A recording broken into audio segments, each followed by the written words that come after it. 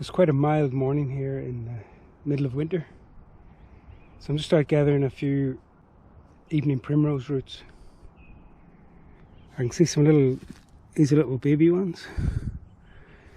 That's a big beauty. We've had lots of frost, so it's burnt off the outer leaves, but down in there they'll be, in fact there might even be two sort of carrot shaped and sized roots. They're nice in a soup. Taste a little bit radishy, a little sort of peppery. So I see another good one over here. Oh, frick, there's a couple of beauties. So this is just their first year rosette stage. Oh, that's perfect. So I'll just dig this one up here. I won't go for the leaves. They're a bit scruffy after all those frosts recently. Lovely sandy soil here, so it's easy. Should be easy to dig them up.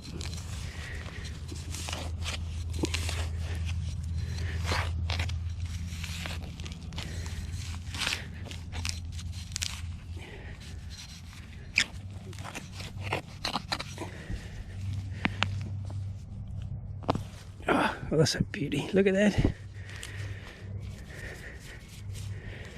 So it's got that little pink band around the top of the root there. That's a beauty.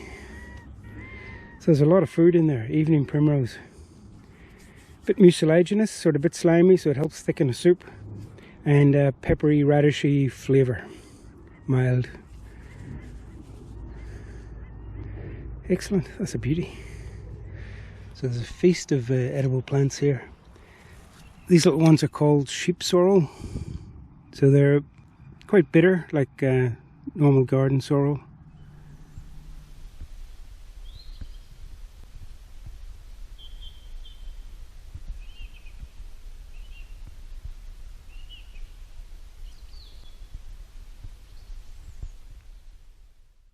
Plantain is a wonderful plant. Full of nutrients. Sheep sorrel, plantain,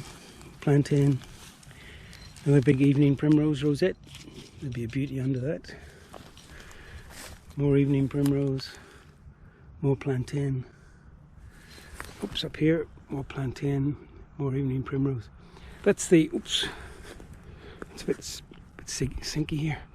That's the old flower from the evening primrose. So in its second year it goes from that basal rosette up to a big tall flower, big bright yellow flowers on it, and these are where the seeds are, the little seed pods, tiny little seeds. So if you look out for them in midsummer when that's all full of yellow flowers and standing up 2 or 3 feet high, that'll show you where to look during the winter when they're just roots and leaves. So again, here's the leftovers from last year's flowers. See, that's about 5 feet high.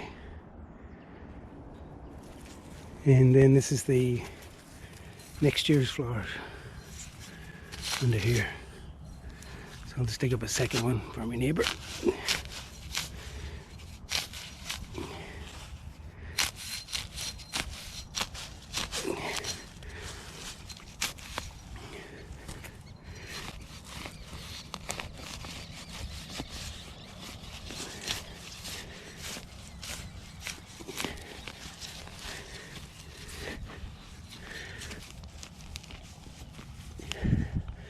This one's a beauty as well.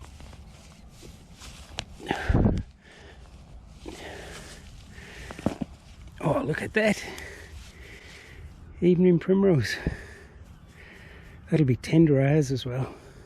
I mean, that's bigger than your supermarket parsnip or carrot. Excellent. Just 2. I'll clean these up down by the river.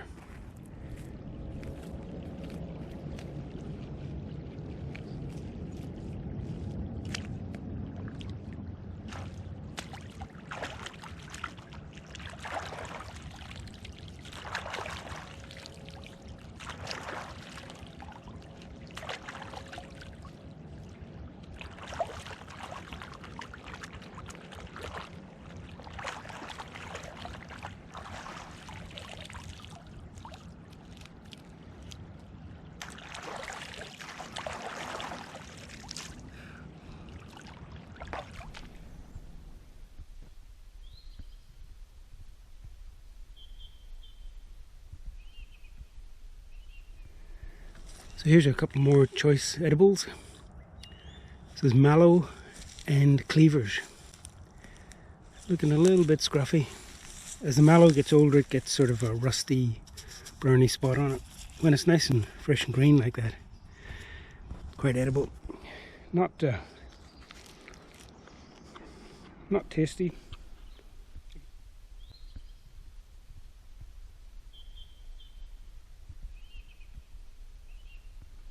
Cleavers.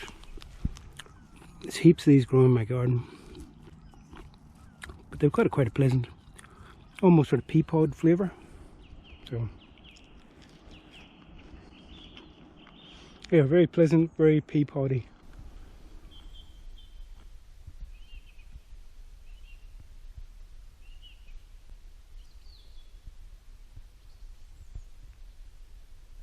Right in amongst them here, what looks a bit like carrot, that's that deadly hemlock.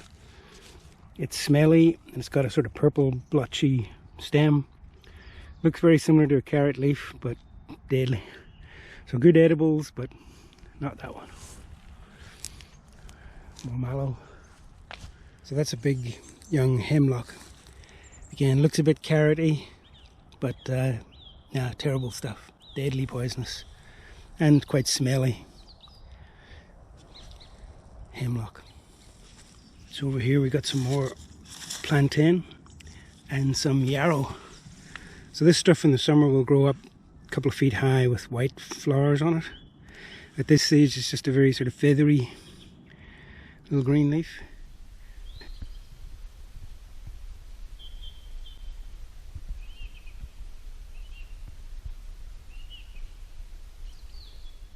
More medicinal than nutritional. So got not much flavour at this time of the year. Some small clover plants here as well. So all quite edible, the red clover, white clover flowers and the leaves.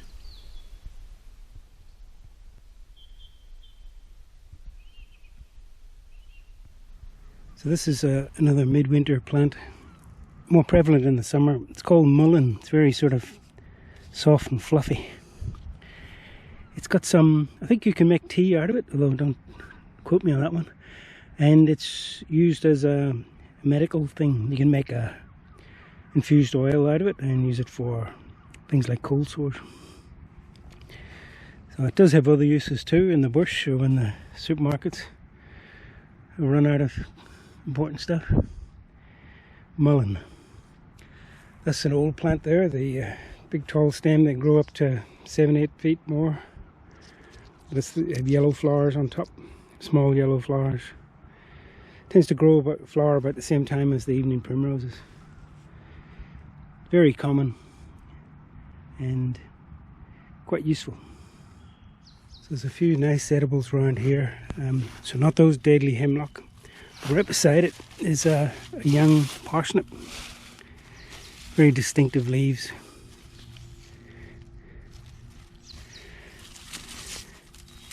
So down in there is a lovely sweet parsnip root. They're at their best in the middle of winter and they store all their sugars from the summer. So I won't dig that one up. I've dug those up before, but very edible. Right beside it here, I love this stuff. This is chickweed. Probably the bane of any gardener's life. They grow everywhere, sort of all the time, but they're actually quite delicious. They're a good substitute for alfalfa. Just sprinkle on a salad. It's got a lovely earthy, crunchy.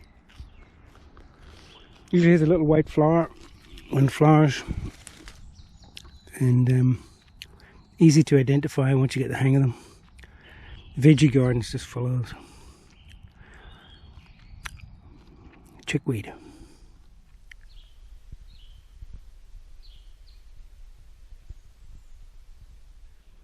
And in here again, surrounded by deadly hemlock, you've got a nice little fresh sonkus, commonly called puha.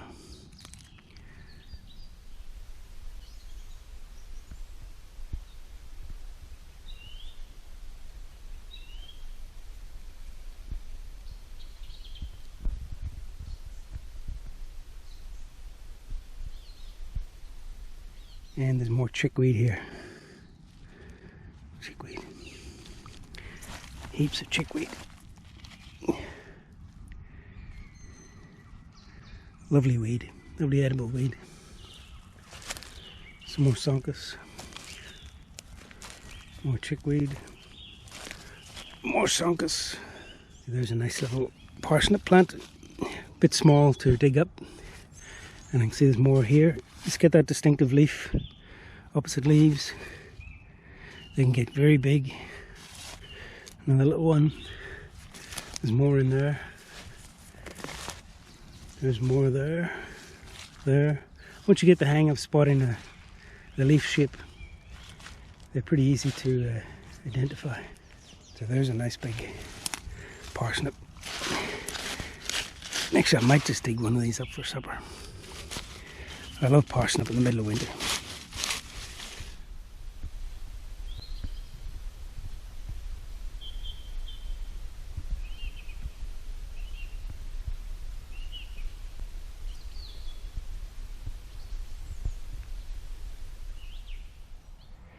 So that parsnip actually turned out quite well. It's they're not the standard shape that you get in the supermarket because they'll filter out any of the ordinary looking ones. And you can eat those leaves. They're got a nutty flavour to them. Although in the summer, don't get the juice on your arm. In the sunny day, it can burn you slightly. So that'll be a beautiful looking smell. It's got that very distinctive parsnip smell. So that'll be lovely, tender, sweet, with nutty leaves. Now here's a lovely branch adorned with turkey tail. So it seems to be in pretty good nick. There. Still reasonably white underneath, starting to go a wee bit powdery.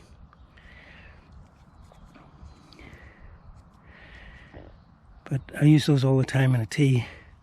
I won't pick any of these because I've got my own pet tree stump in my garden, which is clustered with these. I water it every day, and I can go out and pick a fresh turkey tail with my pot of tea. But those are good ones, they're in good condition. See, they're plenty edible. Well, as much edible as a chewable and make into a teable.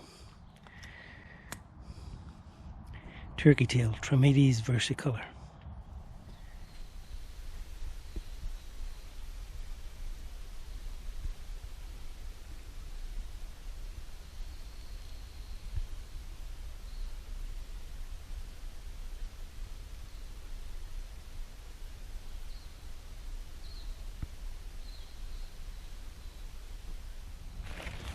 This is a wonderful surprise.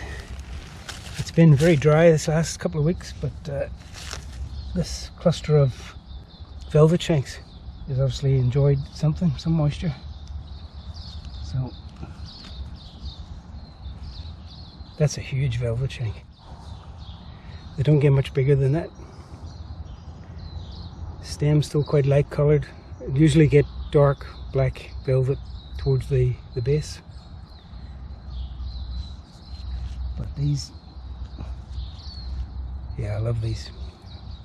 Very medicinal, flavoursome, not greatly flavoursome, lovely texture, wonderful food.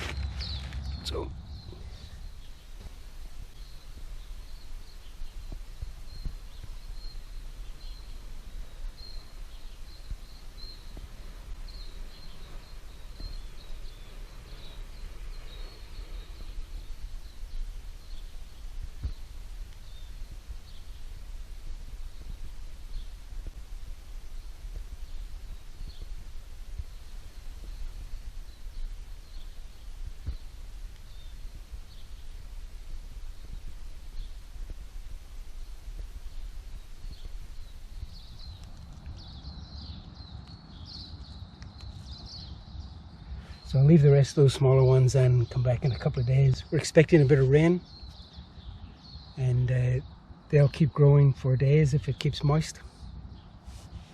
But these are delightful little mushrooms.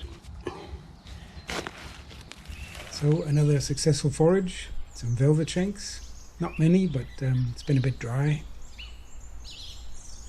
Nice parsnip, a couple of huge evening primrose roots, and a bit of puha.